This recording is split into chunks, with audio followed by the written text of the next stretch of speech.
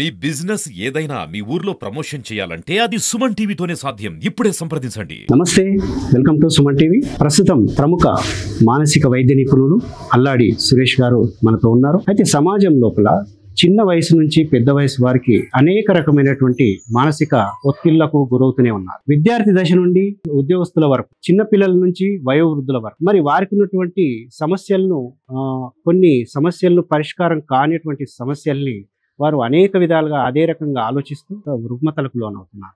మరి ఇటువంటి మానసిక సమస్యల్ని అధిగమించుకోవడానికి ఎటువంటి పరిష్కారాలు, ఎటువంటి సమాధానాలు, ఎటువంటి మరి దానికి పరిష్కారం అనేది ఉంది, మరి ఈ మానసిక సమస్యల్ని అధిగమించుకోవడానికి ఎటువంటి సూచనలు ఉన్నాయన్న విషయాన్ని తెలుసుకునేటువంటి ప్రయత్నం చేద్దాం. రండి. నమస్కారం సార్. నమస్కారం అండి. సార్, ఇప్పుడు చిన్న పిల్లల నుంచి వృద్ధుల వరకు అంటే వయసుతో నిమిత్తం లేకుండా ప్రతి ఒక్కరు కూడా మానసిక ఒత్తిడికి లోనవుతున్నారు. విద్యార్థి దశలో హోంవర్క్ టెన్షన్ కానివ్వండి, ఉద్యోగస్తులకు బాస్ టెన్షన్స్ కావాలండి, ఉద్యోగపరమైనటువంటి టెన్షన్ కావాలి, ఇటువంటి ఆలోచనలు ఎక్కువైపోయి ప్రతి మనిషికి ప్రతి వయసుతో భేదం లేకుండా వారికి ఆలోచన విధానంతో ఒత్తిడికి గురవుతున్నారు. మరి ఎన్ని రకాలు ఉంటాయి, ఈ మానసిక ఒత్తిళ్ళు అనేవి ఎన్ని రకాలు ఉంటాయి, వాటిని ఏ విధంగా పరిష్కరిస్తారు? శివ గారు, మీరు ఇప్పుడు సమాజంలో ఎదుర్కొంటున్న సమస్యల గురించి, కరెక్ట్గా సమాజానికి కావాల్సిన విషయాల గురించి మీరు అడగడం జరిగిందండి. చాలా సంతోషంగా ఉంది. సుమన్ టీవీ ద్వారా మీ ముందుకు వచ్చి ఈ మానసిక సమస్యల గురించి మాట్లాడడం చాలా సంతోషంగా అనిపిస్తుందండి. అయితే మీరు అడిగిన దానికి ఫస్ట్గా మానసిక సమస్యలు అంటే ఏమిటి అది తెలుసుకోవాలి. ప్రతి మనిషికి పుట్టినప్పటి నుంచి మనం వృద్ధులుగా అయ్యేంత వరకు రకరకాల దశలలో మనం మానసికమైన ఒత్తిడికి గురవుతుంటాం. కానీ ముఖ్యంగా ఆ ఒత్తిడిని తట్టుకొని మనం జీవితంలో సక్సెస్ అవ్వడం అనేది చాలా ఇంపార్టెంట్. అందరూ ఆ ఒత్తిడిని తట్టుకోలేకపోతారు. తట్టుకున్నా కొంతవరకు మాత్రమే తట్టుకోగలరు. అది తట్టుకోకుండా ఇంకా మానసికమైన ఒత్తిడి పెరగడం, ఎక్కువ అవ్వడం వలన వాళ్ళు డైలీ రొటీన్గా చేసే పనులలో వాళ్ళకు ఆటంకం కలిగి వాళ్ళు సాధించాలనుకుంది, లేకపోతే సమాజానికి, కుటుంబానికి, తన వ్యక్తిగతంగా చేయాలనుకునే సరిగ్గా చేయలేకపోవడమే మానసికమైన వ్యాధిగా పరిగణిస్తామండి.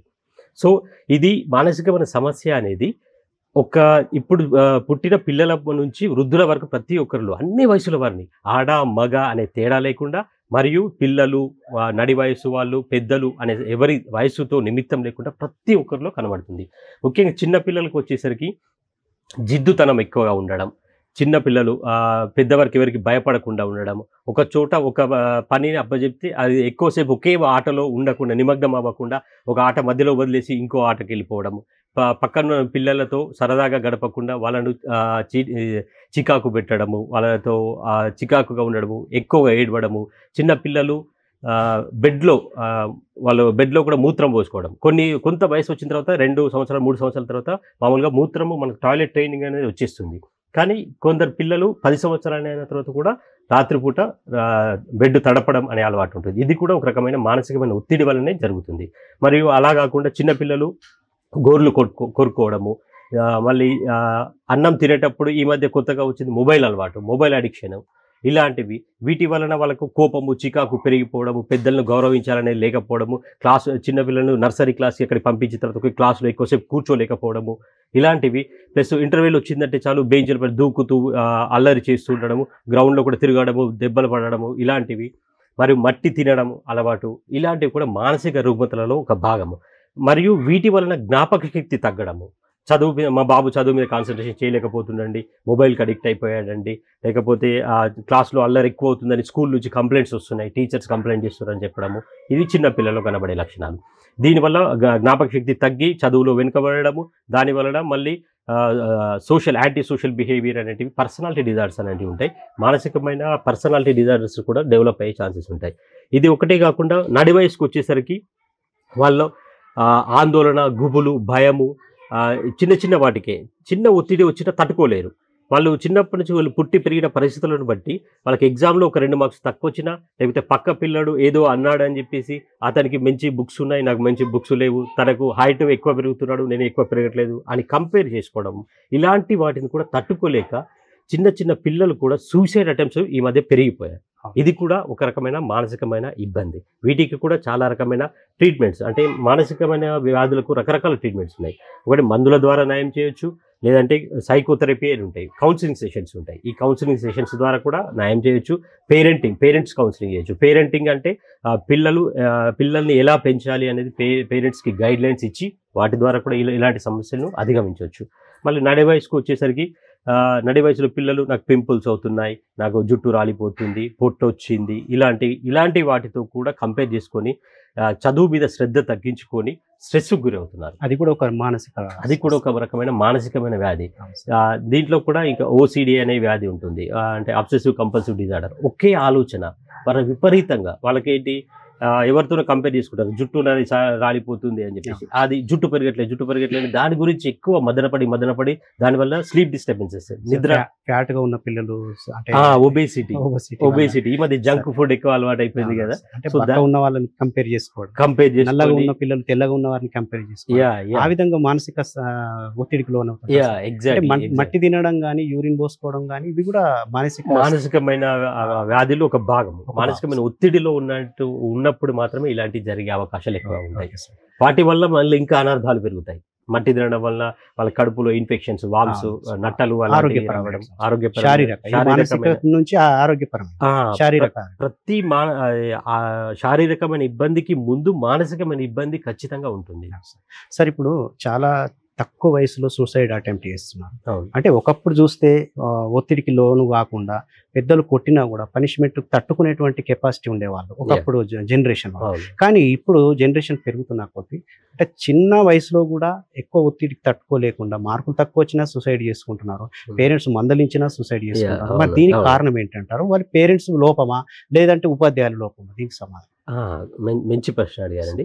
ఇప్పుడు మన సమాజంలో ఎక్కువగా మనం ఎదుర్కొంటే, ఒకప్పుడు ఈ సూసైడ్ అనేటివి చాలా రైతుల్లో కానీ, లేకపోతే ఏదో డిప్రెషన్ లో చాలా వాళ్ళు డిప్రెషన్కి వెళ్ళి ఆస్తి తగాదాలు లేకపోతే అప్పుల బాధ భరించలేక అలా పెద్దవాళ్ళు మాత్రమే ఎక్కువ మానసికమైన ఒత్తిడికి లోనై సూసైడ్ చేసుకున్నారు. కానీ ఈ చిన్న వయసులో చాలా తక్కువ, ప్రతి చిన్న వయసులో స్కూల్ లెవెల్లో కూడా 8th క్లాస్ 9th క్లాస్ పిల్లలు కూడా సూసైడ్స్ అనే అటెంప్ట్స్ అనేవి చాలా పెరిగిపోయినాయి. దీనికి ముఖ్య కారణం ఏంటి అంటే మన మారుతున్న పరిస్థితులు. దాంట్లో ఒకప్పుడు ఉమ్మడి కుటుంబాలు ఉండేవి. ఉమ్మడి కుటుంబాలు ఇప్పుడు న్యూక్లియర్ ఫ్యామిలీస్ అనేటివి అయిపోయినాయి. ఫ్యామిలీ చిన్నగా అయిపోయింది. ఓన్లీ అమ్మ, నాన్న, ఒక ఇద్దరు పిల్లలు, ఒక్కరు లేదా ఇద్దరు. సో దీనికి ఉమ్మడి కుటుంబానికి తేడా ఇక్కడ వస్తుందంటే, ఉమ్మడి కుటుంబంలో ఉన్నప్పుడు మనకు మానసికమైన ధైర్యం ఎక్కువ ఉంటుందండి. మనకు ఒక తప్పు చేస్తే నేను దాని నుంచి బయటపడడానికి నాకు అమ్మమ్మ, నానమ్మ, తాతయ్య, మామాయిలు, పిన్నిలు, బాబాయిలు, అక్కలు, చెల్లెళ్ళు ఎవరో ఒకరు హెల్ప్ చేస్తారనే ధైర్యం ఉంటుంది, అందరు సపోర్ట్. మళ్ళీ ఒక తప్పు చేసే ముందు కూడా వారికి ఆలోచన వస్తుంది, అమ్మో ఎవరైనా చూస్తారేమో, ఎవరైనా తెలిసిపోతుందేమో అనే భయంతో తప్పు చేయడానికి వెనుక ముందు సార్. ఒకవేళ తప్పు చేసిన తర్వాత దానికి బయటపడడానికి వీళ్ళందరి ధైర్యం ఉంటుంది, వాళ్ళకి సపోర్ట్ ఉంటుంది, సూచనలు సలహాలు కూడా ఎక్కువగా వస్తాయి.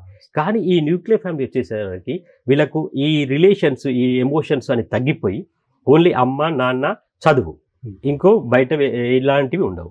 ఈ ఉమ్మడి కుటుంబాలు ఉన్నప్పుడు మనం ఏదైనా పండగ వచ్చినప్పుడు కూడా సంక్రాంతి ఒక రకంగా, దీపావళి ఒక రకంగా, దసరా ఒక రకంగా మనం సెలబ్రేట్ చేసుకుంటాం. ఇప్పుడు ఈ న్యూక్లియర్ ఫ్యామిలీ, చిన్న ఫ్యామిలీస్ వచ్చిన తర్వాత మనకు ఏమవుతుంది అంటే, ఏ పండగ వచ్చినా ఇంట్లో ఏదో ఒక వంట చేసుకొని బయటకు వెళ్ళి సినిమా చూసి పార్క్కి వెళ్ళి వస్తే పండగ అయిపోయినట్టు. ఇలా పండగ కూడా వ్యత్యాసము వాళ్ళకు మానసికంగా ఇక్కడ వృద్ధి అనేది, మానసికమైన వృద్ధి అనేది జరగట్లేదు. దానివల్ల వాళ్ళ చిన్న వాటికే తొందరగా ఆవేశాలకు లోనవ్వడం, డిప్రెషన్లోకి వెళ్ళిపోవడం, సూసైడ్ వరకు వెళ్ళడం అనేది జరుగుతుంది.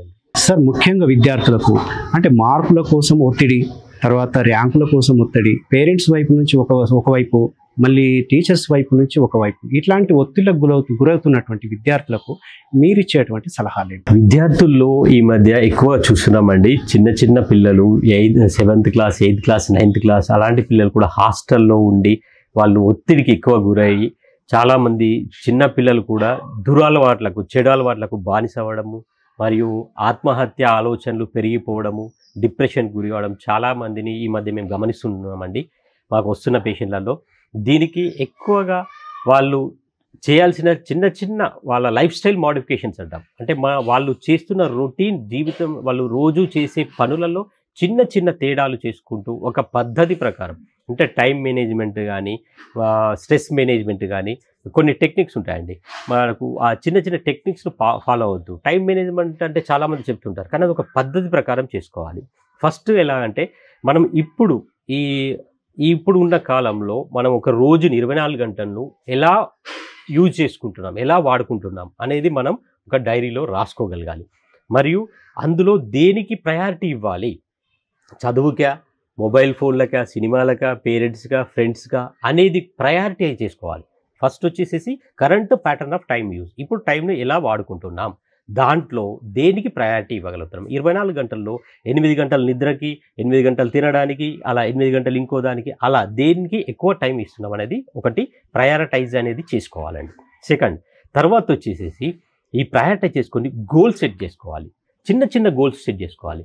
ఎలా మనం ప్రయారిటైజేషన్లో ఎక్కువగా మొబైల్కి, సినిమాలకి, వాటికి ఇస్తున్నాం అనుకోండి, అక్కడ తగ్గించుకొని చదువుకి ప్రయారిటైజ్ చేసుకోవాలి. ఆ చదువులో కూడా మనం ఏ సబ్జెక్టులో వెనుకబడుతున్నాం, మ్యాథ్సా, సైన్సా, ఫిజిక్సా, కెమిస్ట్రా, ఆ సబ్జెక్టుకు ఎక్కువ టైం కేటాయించడానికి మనం ప్రయారిటైజ్ చేసుకొని దాన్ని ఒక డైరీలో టైం రాసుకోవాలి. ఈ టైం నుంచి ఈ టైం వరకు ఇది చదువుతాను అని ఫిక్స్ చేసుకొని దాన్ని స్మాల్ గోల్స్ సెట్టింగ్ చేసుకోవడం. పోయిన సంవత్సరం నాకు మ్యాథ్స్లో ఇన్ని మార్క్స్ వచ్చాయి, నెక్స్ట్ వచ్చే మ్యాథ్స్ ఎగ్జామ్లో ఖచ్చితంగా నేను 10 నుంచి 20% మార్క్స్ పెంచుకుంటాను అని గోల్ సెట్ చేసుకోవాలి. సెట్ చేసుకొని దాన్ని ఇంప్లిమెంట్ చేయడం స్టార్ట్ చేయాలి. దానికి తగ్గట్టుగా రోజు మ్యాథ్స్కి ప్రయారిటైజేషన్ ఇచ్చి ఒక గంట ఎక్కువ టైం కేటాయించడానికి ప్రయత్నం చేయాలి. అలా చేస్తూ మన గురువుల సలహాలు, టీచర్స్ సలహాలను పాటిస్తూ, పేరెంట్స్ మాట వింటూ ఈ పద్ధతిగా వెళ్తే ఎలాంటి ఒత్తిడి లేకుండా మనం అనుకున్న మార్కులు ఇంకా ఎక్కువే సాధించవచ్చు, తక్కువ కాకుండా హ్యాపీగా లైఫ్ని లీడ్ చేయొచ్చు అండి. Thank you sir, thank you so much. చాలా విలువైనటువంటి సమయాన్ని మా కోసం, సుమన్ టీవీ ప్రేక్షకుల కోసం ఇచ్చారు. మంచి విలువైనటువంటి సమాచారం కూడా అందించారు. Thank you so much. నమస్కారం.